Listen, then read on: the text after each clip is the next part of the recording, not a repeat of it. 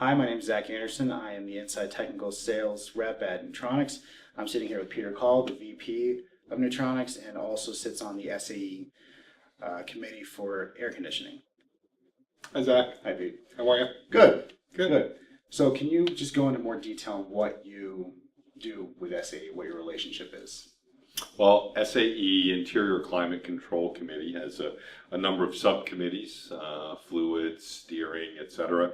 And I'm chairman of the service committee, so technically the Interior Climate Control Service Committee. We're responsible for creating and monitoring the standards for all of the AC service equipment and training that's required to do good air conditioning service in compliance with the EPA law. Okay. All right, and the purpose of this conversation is to clear up some of the regulations that are out there, because we see regulations as just, a lot of times it's just SAE and then a letter and 3 numbers. Right. It doesn't really mean much.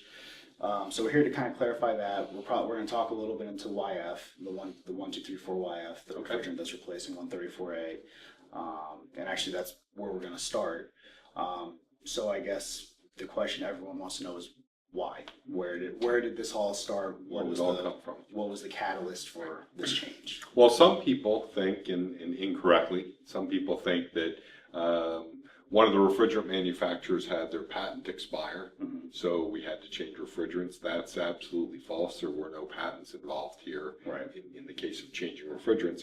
Where it really comes from is Montreal Protocol, Kyoto Protocol.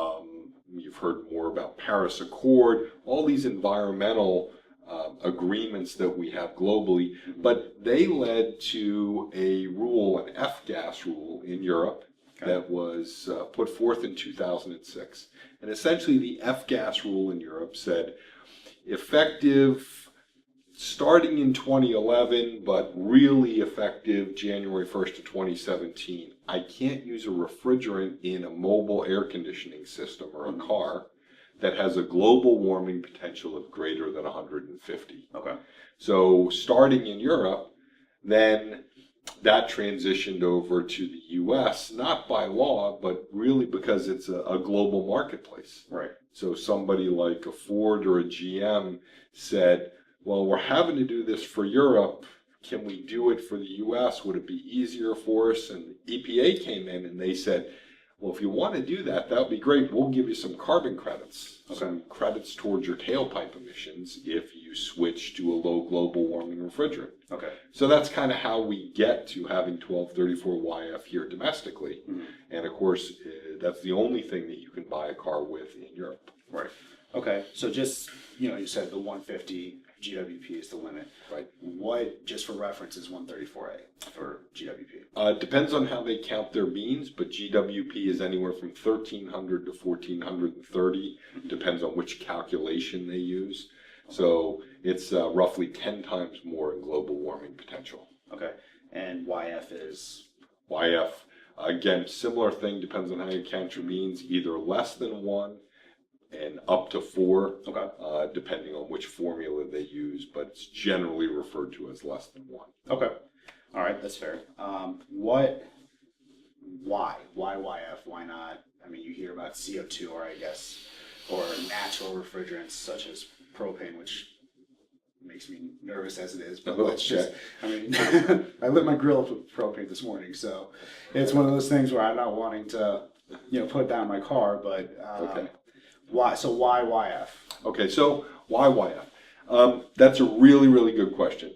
When the European folks came up with the F-gas rule, we had to go find a new refrigerant. And they essentially gave us 5 years to do that. Okay. And so a lot of things were kicked around, and we looked at some other formulas that we had. R152A is a very common refrigerant that we've known about. We actually knew about 1234 YF for quite a while also. That was not a new invention. It was around. It was just never commercialized. And CO2 and R600, propane, butane, isobutane. So we looked at a whole group of things. And one of the things that the car makers really wanted to do was they wanted to find something where they didn't have to make a lot of changes to the system. Okay.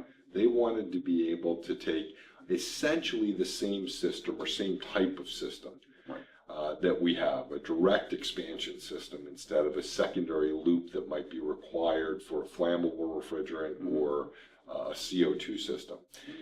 And the goal was, let's try not to have to change the car. Right. And one thing led to another, and looks like 1234YF kind of came out as the choice. Then a lot more testing was done, and they applied it to the system, and they found out, wow, it works really well in these systems, and if we make just a little tweak to the system, we can make it even better. And the only drawback is the cost. It's expensive refrigerant. Okay. And now it's well publicized YF is slightly flammable. Now, when we say slightly flammable, I guess, is there a classification out that's not A2L, or I believe it is through ASHRAE? If you were to light, what would you compare it to in flammability? If I took your YF and lit it, what else comparable, or is there anything? Well, I guess I wouldn't compare it to anything, like a propane or something I'm commonly thinking of lighting. But a good way to think about it is, underneath the hood of the car, there's a whole bunch of flammable stuff. Right. And we won't go through all of them, but we're talking about gasoline, we're talking about diesel fuel, we're talking about transmission fluid, power steering fluid, motor oil, antifreeze, etc. And in that scale, 1234YF is the lowest flammability of all the things I mentioned. Correct. Frankly, its only thing that's less flammable that's a fluid under the hood is the windshield washer fluid. Okay. So if you're comfortable working with motor oil, you should be comfortable working with 1234YF. And some people will say, yeah, but the motor oil is not under the pressure that YF is.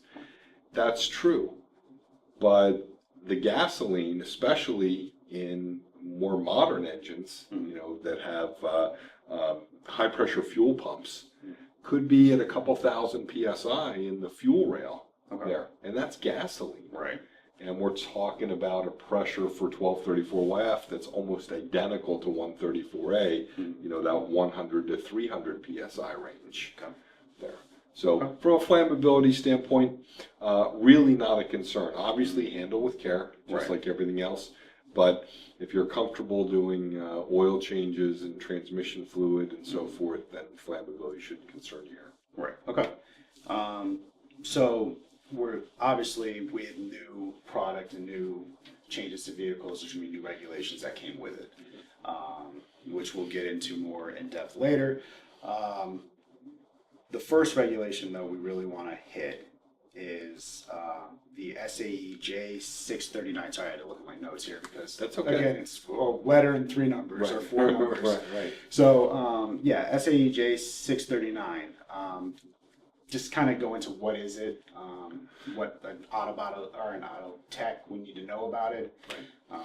So when you look under the hood of the car and you see a label that has the refrigerant, 134A or 1234YF or whatever it might be, right. And it tells you how much it takes. There's a label on there that says J639. Right. 639 is the standard that essentially controls how an AC system works, how it operates, what other standards are going to be made to support J639. For example, the fittings, what size fittings it will use. Right. All those kind of things are encompassed in J639. Okay, so it's like if you're thinking of a family tree, it's the top of the family. It's all encompassing of everything. Yeah, this is the trunk of the tree. Okay. Yeah, absolutely the trunk of the family tree. Okay. Okay, so then but really to the auto tech, since it's always changing, it's never really Yeah, nobody ever thinks of 639. Right. That's not, if I asked, 100 techs what J639 was, there'd be few that knew what that was. And frankly, they don't need to know what that is. Right. It's not important to them. It's more to the manufacturer of the car. Correct, absolutely. Okay. All right. So then, obviously, with 134A, there's a specific recovery machine that had to meet SE 2788. Correct. Now, what were the requirements of that recovery machine, and also what, again, I guess, and this is really tech focused. What's the tech? Why does the tech care? Why does the tech care? Right. Okay. So I don't remember what year it was, but SAE J 2788 was created as part of the IMAC program, which was Improved Mobile Air Conditioning Program. Okay. And the IMAC program was really set forth kind of by the EPA because we wanted to reduce leakage of the system. And we said, if we're going to reduce leakage by coming up with new ways to connect tubes with two O-rings and different kinds of seals and so forth, we ought to look at the whole big picture. And the whole big picture includes service equipment. Yeah. So in doing all this, it was discovered that on average, an average air conditioning machine that was being used before 2788 probably was recovering maybe 70% of the refrigerant. Oh wow, okay. So from the system. It was all then going out. It was venting itself then. It was venting. So if I had a system and I had to recover the refrigerant, because no one ever comes for like a 3,000 mile refrigerant change, right? Exactly. They come because there's some problem. Mm-hmm. And so I suck out the refrigerant. I got 30% of it left behind. Right. So maybe I thought that I was just low on charge because the vehicle was 6 or 7 or 8 or 9 years old, and it had leaked out that little bit of refrigerant, but I couldn't find a leak with a leak detector. The problem is, if I only sucked out 70% of the refrigerant and I left refrigerant behind, then I went to go charge on top of that. Now I could be overcharging a system by 30%. Okay. Because if it's supposed to take a pound of refrigerant and I left 4 ounces in it and I put a pound on top of it, now I got 20 ounces of refrigerant or a pound and a quarter. Right. And 134A won't operate well like that. Right. So that was one problem. And of course, a little unusual to see that because you'd see a rise in pressure and so forth. Right. But the other problem was, I go suck 70% out, now I got to crack that system open to replace a compressor or a condenser or some other component there. I'm venting that 30% of the refrigerant to the atmosphere. Right. And the EPA wasn't a big fan. Obviously. So one of the key features of 2788 is the requirement that it has to be able to pull 95% of the refrigerant out of a 3-pound dual system Chevy Suburban. Okay. In 30 minutes or less. Okay. Where the goal is I've got less than 5% of the refrigerant left behind, so in case I have to crack it open or I'm just going to refill it, I'm much closer to the target fill number and I'm not losing so much to atmosphere. Okay. So I guess, not that it matters, no branding or anything like that, but why a Chevy Suburban? Is it just the size of the vehicle? Was it because it's like, okay, that's the biggest AC system that a common vehicle would have? So what was the reason behind the picking up the vehicle? Shout out to the great Paul Weisler. Paul Weisler, been around the industry for a long time. Paul would be a better person to answer that, but I'll try my best.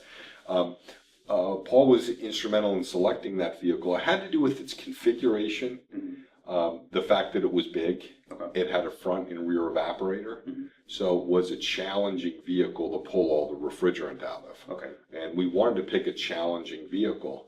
Right. The 30-minute part was really driven a little bit by the OEMs and their desire to minimize warranty time in case you had to service something like that. Right.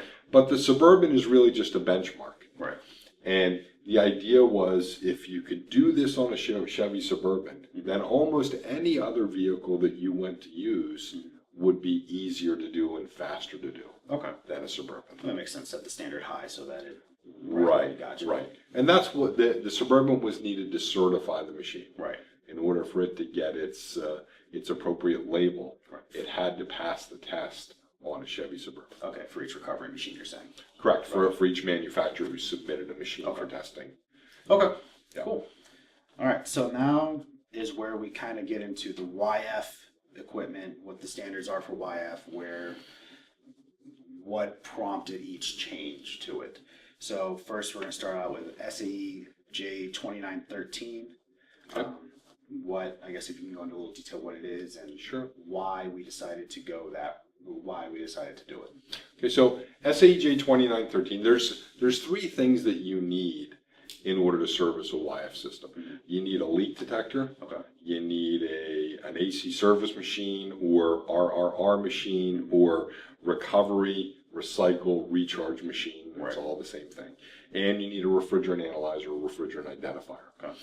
J2913 is the standard for the leak detector for 1234YF. It is very similar as a standard to SAE J2791, which is the 134A leak detector. Okay. Almost so identical that you really could substitute 1234YF in the wording for 134A, and you'd have almost the standard. It really was just changing the refrigerant name. Minor one or two other things, but it requires that a leak detector be sensitive to 4 grams of loss per year. Okay. And 4 grams, for those who don't know, is 1/7 of an ounce of refrigerant. 20 grams to an ounce. And a typical system has about 450, 500 grams in it. Okay, so it's small. It's sensitive to pick up very small leaks. Okay. Yeah. Okay. So this is obviously something I've seen, the question around leak detectors and stuff. If YF is environmentally friendly, to the point to where it's less than 1 by some testing or however you're testing it, why then the need for a leak detector? 134A is obvious, it has a very high GWP, but YF doesn't, so why the implementation of a leak detector? Wow. We don't Man, I wasn't ready for that. I know. That's okay, because I'm good. Okay. So, concerning 1234, well, we have 2 aspects of 1234YF. It's an A2L flammable. So an A2L flammable, one of the requirements is that we have to, during servicing, we have to put a certified leak detector on the passenger floor of the vehicle underneath where the evaporator would be. Okay. We want to make sure the evaporator is not leaking into the passenger compartment. Okay. Because you don't want to leak even a mildly flammable substance into the passenger compartment if you can avoid it. Right. So that's one reason why you need a leak detector. The second reason is the cost of 1234YF. Depending on what day, month, year we're talking about. Right now we're in early September 2018, and you're looking at a price for 134A, and I'll screw this up for some people, $3 or $4 a pound. Okay. $90 to $125 for a 30-pound cylinder. And you buy 1234YF in 10-pound cylinders, and that 10-pound cylinder on a good day is going to cost you $700. Right, you can't buy a 30-pound corrected YF. No, you can't buy a 30-pounder of YF, at least not right now. So you multiply that times 3, we've got $2,100 worth of YF. And you've got $120 worth of 134A. So the last thing I want to do is allow this stuff to leak out, because if I ever have a comeback and the customer complains that my air conditioning's not cold again and I missed a leak, customer doesn't want to pay for new refrigerant again. Right. And when it was 134A, it was no big deal. Okay, so it cost the shop their labor time and so forth, but only $5 or $10 in refrigerant. Right. Now somebody could be $100 in refrigerant. Right. And you don't want to have that. And since, there's a question that's going to be saved till later, but since it was already brought up for cost, YF obviously costs more, and it's probably, I'm assuming a lot of supply and demand and just generally how it works. The 134 is low, but we're starting to see in Europe where it's starting to kind of, not quite be level, but it's starting to tip the scales back and to where 134 is going to be more expensive because of the F-gas directive, and then YF is coming down.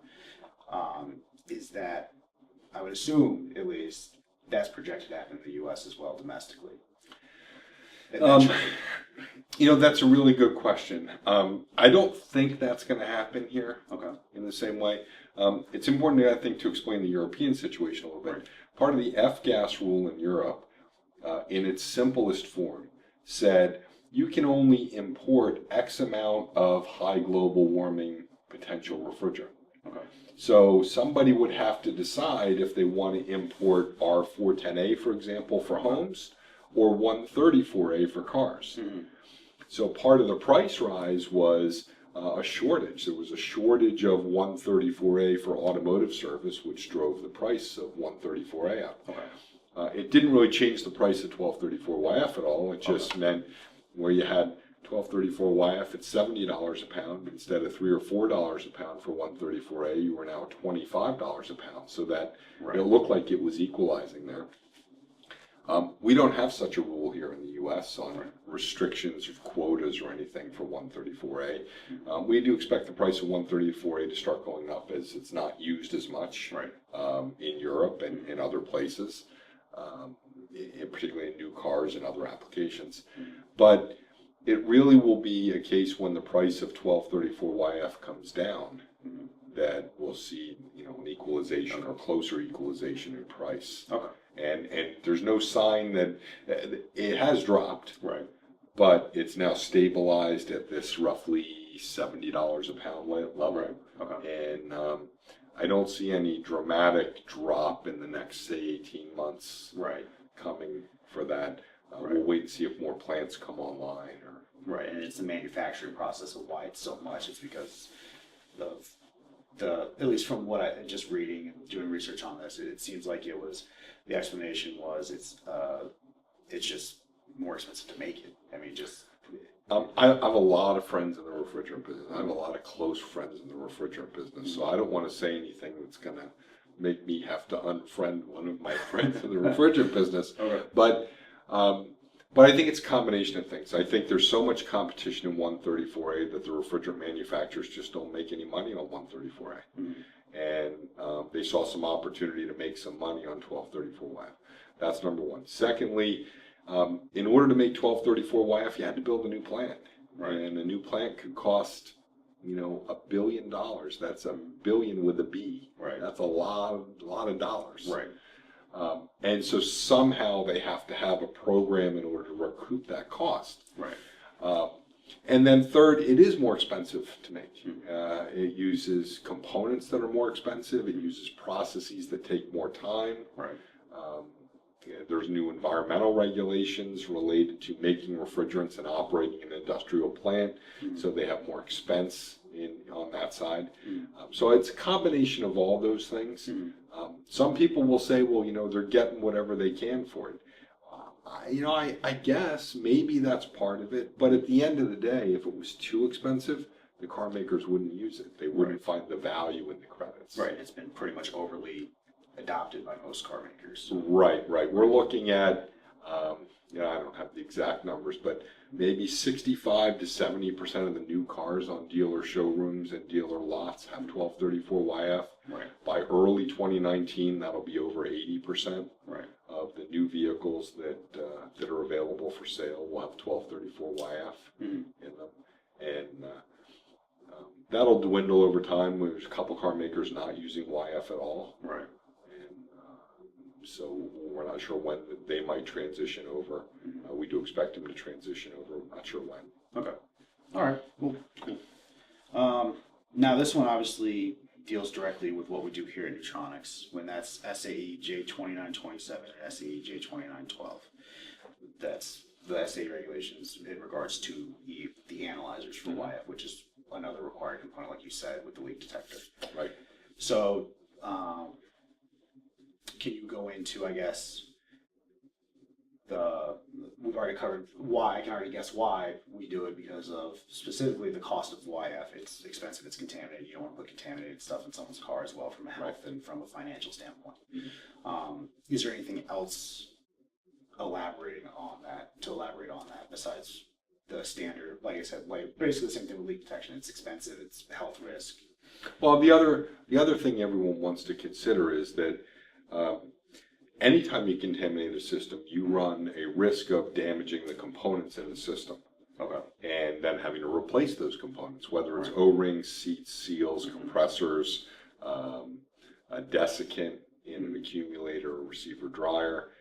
So you want to avoid refrigerant contamination.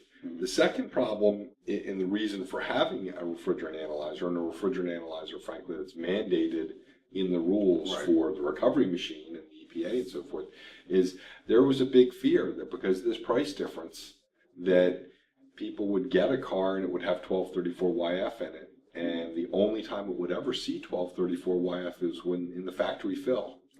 As soon as it was filled by the factory and as soon as it needed to be serviced, someone wouldn't use 1234YF anymore. And, Right.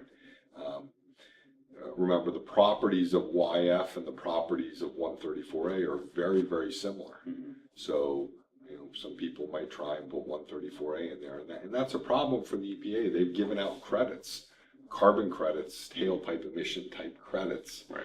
for the use of a low global warming refrigerant. If you swap that out, well, that vehicle is really not entitled to those credits, and those credits were intended to be a long duration, Right. 10, 11 years, that you could kind of claim that compliance with those credits. So, yeah, that's why we have refrigerant analyzers. We want to make sure that it only has the right refrigerant, that it's not contaminated, so that we're only recovering the correct refrigerant into the AC service machine. Right. And I hear from a lot of people, just personally working here, obviously, and answering the phones and stuff, that back when R12 was switching to 134, there was contamination issues where people were putting, whether it was propane or putting in hydrocarbons through the system, that it's not designed to. Well, we had that's all very accurate. We had a whole bunch of what one of my good refrigerant friends calls cats and dogs, Mm-hmm. of refrigerant blends that were being used. Right. But the other problem with R12 was, certainly in some systems, and I don't want to say all systems, because I'll have some people who say, I put 134A in an R12 system, never changed anything else, and it worked great. But the 134A, it's known that the 134A can't carry the mineral oil that was used in R12. Right. So, and we were doing a lot of retrofitting at that time. We were taking R12 systems, and you'd pull the R12 out, or it would have leaked out. You'd fix the system, you'd retrofit it with new fittings, and put in 134A. Okay. But we wanted to make sure that we didn't have the wrong oil Right. there. Okay. Or that someone actually had changed the fittings Mm-hmm. and not left R12 fittings. Okay. So, again, that goes back to where we were with refrigerant analyzers Right. way back when, Okay. was avoiding the mixing of 12 and 134A. Mm-hmm. Okay. All right. You're right. Okay, so that 2927, just for clarification, is YF only. 2912 goes more into the dual recovery machines that do YF and 134A. Right. Now, they can find a consumer that's looking to buy a recovery machine can find a list of all the SAE certified recovery machines. Correct? Yeah. There's a list of SAE certified devices, and there's Right. a website for that, and I'm sure that our production company will pop this up there. Right. But it's MACDB, MAC, D as in David, B as in boy, .SAE.org. Right. And if you go there, you'll see a whole list of standards, and depending on which standard you're interested in, if it's the 2913 leak detector or whatever, you can check a box. You check the box and you go up and hit search, and it will show you everybody who is certified according to SAE to that standard. Right. Their model number of their product, et cetera, et cetera. So if you're looking to buy a product for servicing 1234YF, we really recommend that you go to the MACDB website. Right. Because there's some products that'll say meets the requirements of a particular standard. Right. But they've never certified to that standard. Okay. And they won't be listed on the website. Right. So you're taking their word that they meet it because an independent lab that's has the qualifications required by SAE hasn't verified officially that they do that. So take a look at macdb.sae.org to make sure the equipment you're ready to purchase meets the requirements. Okay. All right. Now we're going to move on to the dual recovery machine just as a whole, SAE J3030. I guess what's different about 3030 as opposed to the 2843 that outside of the fact it just does 134A? Okay, so let's cover 2843 first. Okay. 2843 is just like 2788, except it's for use with 1234YF. Okay. The current version, because we're in the process of revising this as we speak, should be revised hopefully by the end of the year, maybe by January, but won't have any impact on the end user.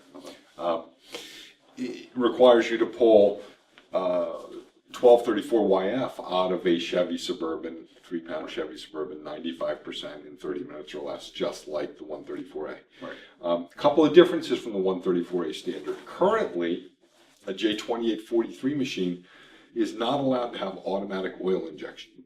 Okay. And why would I not want to have automatic oil injection? The oil for YF and the oil for 134A are different. You can use YF oil in a 134A system because it's backwards compatible, but you shouldn't use 134A in a YF system. Right. That's number one. Secondly, there's some concern about moisture in oil, and this is just from some testing that's been done. And anytime you crack open a bottle of oil, you start getting moisture in it. And moisture is bad for the oil, creates acid and so forth. Right. So we weren't real excited about having you put a bottle of oil there and not know how old it was, how exposed it was onto the machine. Right. So, and then also the hybrids, because we're going to use an ND11 oil for hybrid electric compressor vehicles now. And we wanted to make sure that if you had that, you had the right oil in place. So we initially did not allow automatic oil injection. 1234YF machines or J2843 machines have to be spark proof. You have to have spark proof switches essentially. Just a little higher rating for making sure they're not going to have an electrical short that could ignite vapors from the refrigerant. Okay. They have to exchange the air in the cabinet a lot. And it'll escape me how many times it is, but X number of air exchanges per minute or per hour.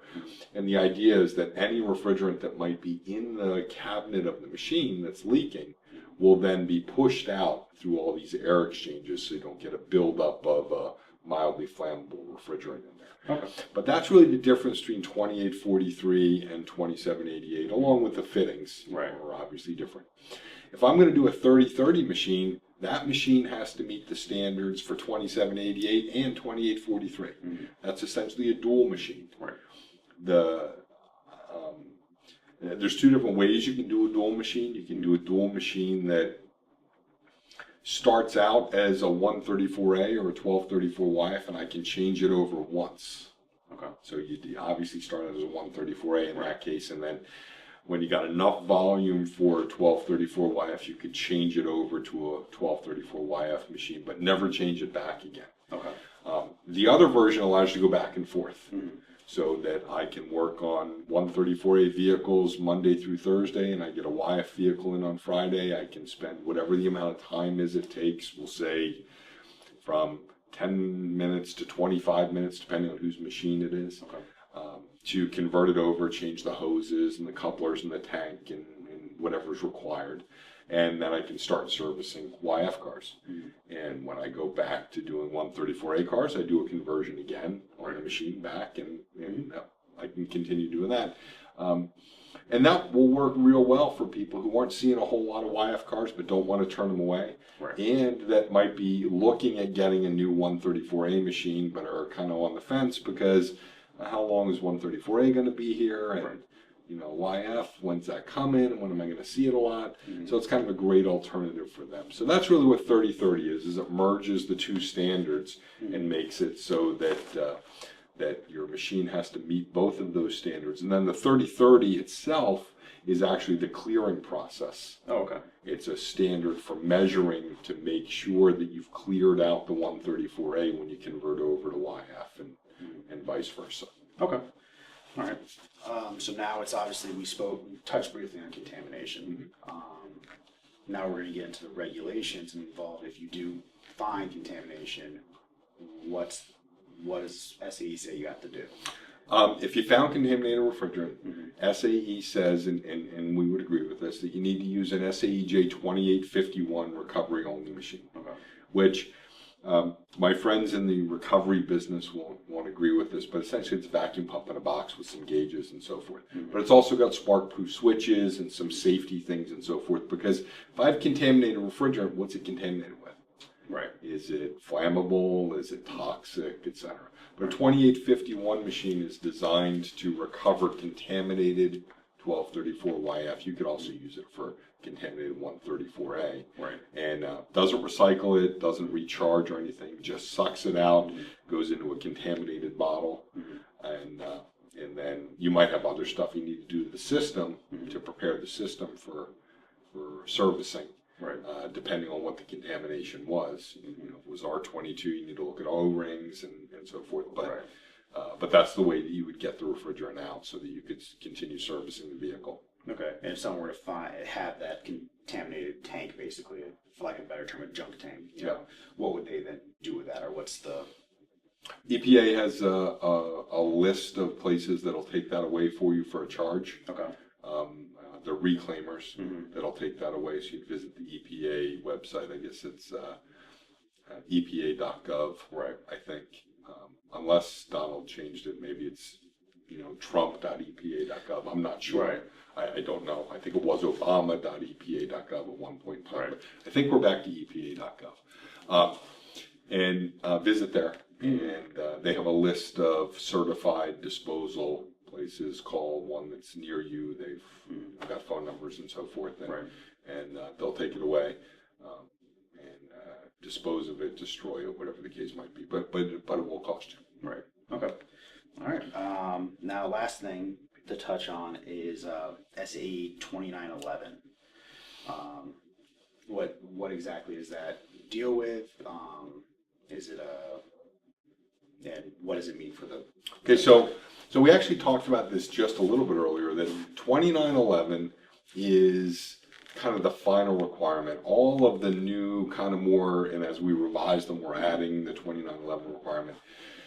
That is what gets your product listed onto the website. Okay. Because prior to having 2911, a couple of things could happen. You could claim your product was certified, and there was no way that the independent public or the technicians or shop owners could go verify that, other than taking your word for it. Now they can go to the macdb.sae.org website, which was created as part of J2911, to see if the claim you're making that your unit is certified is accurate or not, because it's going to be published there. If it's not published there, then if you're claiming you're certified, it's not accurate. If you're claiming you meet the standard, you may meet the standard, but nobody's independently tested it and provided that information to SAE. Okay. So. All right. And then I guess something that I just through the conversation I've thought of that I know that has changed very recently, beginning of 2018, I believe, is Section 609, EPA Section 609 certification. Yeah. There was a change on January 1st, 2018. The biggest part of the change there didn't require you to get recertified or anything like that, was in order to buy a can or cylinder of 134A or 1234YF in a capacity larger than 2 pounds, I now have to have an EPA license. And I know a lot of automotive service technicians are not happy about that. They're not happy because Joe Backyard Mechanic can go buy anything 2 pounds or under and go work on it himself. Meanwhile, the professional guys who are using the bigger cylinders because they're doing more work have to be certified for this. But that is the change, the primary change that occurred January 1st, 2018. You want to buy a big cylinder of either YF or 134A, you now need a 609 certification to buy and provide proof. I had to do that when I went to buy some from a local auto parts store. It used to be you only needed that to buy R12, not 134A or YF, but now you need it for everything. Okay, cool. All right, that's everything. Is there anything else you feel needs to be added that we didn't touch on, maybe, that would be useful for the automotive tech? No, I think that's it. 1234 YF is coming. It's not going anywhere. I'll note, and I don't know, maybe we'll get our producer editor to get David Lockhart's video snippet up that we have. But that video snippet is him having a Dodge Charger serviced with 1234 YF at a dealer down in Houston. And he shows that even though the system was empty and had a vacuum pulled on it, they had to hook up the machine to it. So the machine wanted to recover the refrigerant. Of course, there wasn't any there. Then it wanted to pull a vacuum on the system and then recharge it. All to the tune of, I think, $603 for his charger. Wow. Yeah. So the message there is 1234YF service is expensive. If you're a consumer, yeah, it's not a happy day. Right. If you're a shop owner, there's a lot of opportunity. Mm-hmm. And, even more opportunity because there's an awful lot of shops, not dealers, but shops that aren't servicing 1234YF. Right. They're sending cars to dealers. Okay. That are, there's body shops that need equipment, but they're sending vehicles away. Mm-hmm. And there's really no better time to get into the servicing of 1234YF systems than now. Okay. When there's not so much competition for that business. And Right. I know the volume's not there yet, but sooner I can pay off that machine with services at $603 a pop. Right. The sooner that machine starts turning into a bank teller for me and starts spitting out cash. Right. So, And like you said, the volume may not be there now, but what I believe was it Chrysler that adopted it first, the YF. yeah, there were 20. Well, the first vehicle was Cadillac, Okay. XTS, but not a whole lot of them in 2012. Right. Then in mass, really Chrysler, and for the 2013 year, I think 2014 model years, but 2013 calendar year, really jumped all over this because, frankly, they needed the credits. They were hemorrhaging carbon credits because their fuel economy really wasn't so good. Okay. And when you produce things like Demons and Hellcats and so forth, you can imagine why they were big engine SRTs and Dodge Ram pickups and that kind of stuff. Right.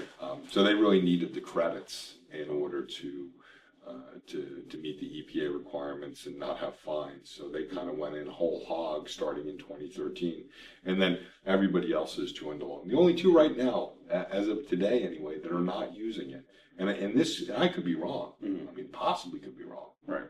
But Mazda and Infiniti. Okay. Although you'd be hard pressed to find any Volkswagens with 1234YF here in the U.S. also, but they certainly are using that in Europe. But of the non-Europeans, to take those guys away, Right. The Volkswagen folks away, you're looking at Mazda and Infiniti, and that's because Mazda has just great gas mileage. So They haven't seen the need yet. Right. And Infiniti's coming. Right. They rolled it out to Nissan first. Infiniti will be right behind them. Okay. All right. Cool. Thank you for everything. And I'm sure this was informative and hopefully kind of helped clear the air about how this confusing time of AC work is and what, it's just like I said, it helps to clear everything up because you see things and you don't know what's real and what's not, and it's why not get the firsthand knowledge from it. Yeah, there's a lot of stuff's put out there, and I read a lot of things, and I just kind of laugh to myself, and even some pretty famous automotive people that are telling what they believe is true, but isn't necessarily true because they're kind of believing what they're reading in some cases and not researching far enough along. But it's my pleasure, and anytime we can do this, that'd be great. All right. Yep. And if you guys have any questions, feel free to reach out. refrigerantid.com. We have a contact us portion of it. You can go click on it and then fill out whatever your question is, or follow us on Twitter, Facebook, YouTube. Is your producer going to put all that stuff on the screen for I you? hope so. You hope so? If not, he may be fired. No. But he's going to take care of you? Yeah, he'll take care of me. It's all going to be on the screen or in the link or in the description below. Right. What are the chances we can do another one of these while we're in Germany? Good. Yeah, we could do a live. We could do like a not live, but a live recorded from Automechanica Germany. That would be fun. Yeah, and I'm looking forward to that too because we'll learn more about where everyone's at, where the other recovery machine companies are at, and we'll just kind of get a lay of the land when we're in Automechanica. It's my first time going over the Atlantic, so it should be fun. Okay. So. Right, yeah, only hurts the sun stop at the bottom, so it hurts. Okay, so thank you very much for Zach taking the time to do this. So I'll say goodbye, Peter, and he can say goodbye, Zach. Yeah. All right. Bye.